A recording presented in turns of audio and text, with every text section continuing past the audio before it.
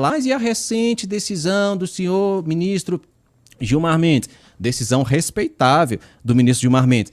Porém, vamos falar também das inúmeras outras, inclusive da ministra Carmen Lúcia, que saiu hoje. A decisão, né? Olá, seja muito bem-vindo ao canal Cortes do Bem. E hoje nós estamos aqui para reagir a mais uma reportagem aí do Ben Mendes, da Ronda do Consumidor. Não é bem uma reportagem, mas sim uma entrevista que Ben Mendes aí comenta sobre a decisão do STF, fala sobre a interferência do STF na Ronda do Consumidor.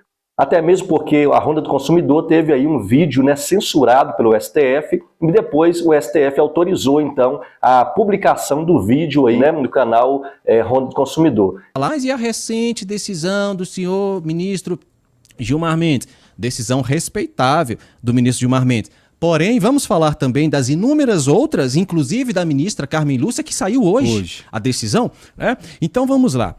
Pode filmar. Existe no estabelecimento comercial uma área que é reservada ao atendimento público. Então, é análoga a um espaço público.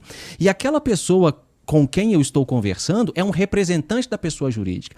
Em momento nenhum, nas reportagens da Ronda, você nunca vai me ver chegando no estabelecimento e perguntando para uma pessoa assim: ah, você é casado? Como é que é o nome da sua esposa, do seu marido, do seu filho? Não quero saber da sua vida privada.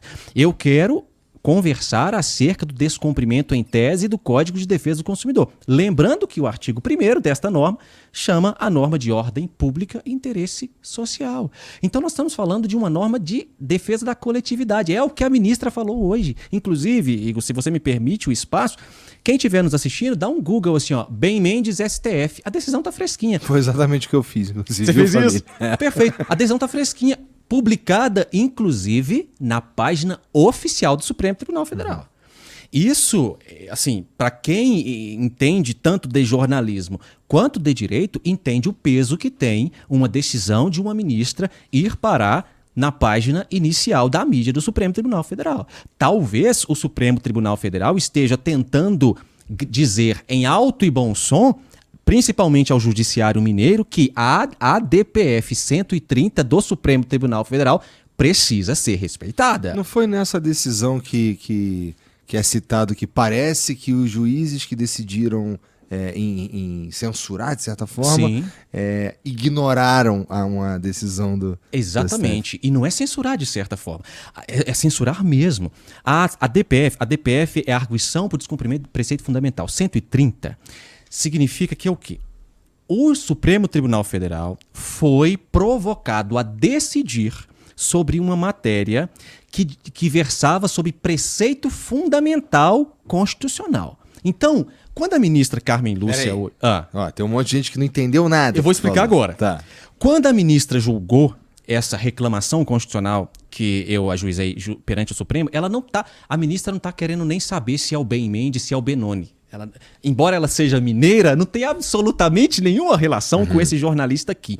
O que a ministra está fazendo é o quê? Assegurando a autoridade das decisões do Supremo Tribunal Federal. A DPF é para isso, é a arguição de descumprimento, preceito fundamental. Existe um preceito fundamental constitucional que é liberdade de imprensa. No Brasil, depois do paradigma de 1988, a Carta da República, é proibido, é vedado no Brasil a censura, inclusive a censura prévia. E se chama censura prévia, Igor, por quê? Porque nos tempos do regime militar, entrava um censor nos departamentos de imprensa e falava assim: antes que você publique, deixe-me ver o que está escrito aí. Ah, não, isso aqui não pode publicar. Então, por isso que era censura prévia. E é vedado. A Carta Constitucional de 88 afastou isso com horror. Por quê? Porque o Brasil viveu aquele tempo nefasto justamente porque a imprensa estava calada e silenciada. Então, quando um juiz recebe um processo envolvendo jornalismo, esse juiz ele tem que entender que ele pode não gostar desse jornalista. Esse jornalista pode ser cruzeirense e o juiz atleticano. Isso não interessa. O que interessa é que, no Brasil, a imprensa é livre, não para cometer crime. A imprensa é livre para exercer a expressão nos limites constitucionais. Então, toda vez que um juiz fala assim, tá, essa reportagem foi ao ar, mas A empresa está ajuizando e dizendo que não houve autorização da filmagem. Determino a retirada da reportagem no ar. Esse juiz está desrespeitando uma decisão do Supremo Tribunal Federal que é de controle concentrado de constitucionalidade. Não é uma coisa esporádica. Não é uma decisão que o Supremo tomou esporadicamente. Não, é uma decisão que gera impacto em todo o território nacional. Então eu fico assim, realmente impressionado como que quando a gente é censurado, quando a Honda é censurada, a gente tem que ficar lutando sozinho no Supremo Tribunal Federal para garantir o exercício da imprensa. Igor, isso era para... Quando uma reportagem da Honda recebe uma ordem de censura, era para ter um movimento coletivo de toda a imprensa. Ou de pelo menos os caras que tá na internet.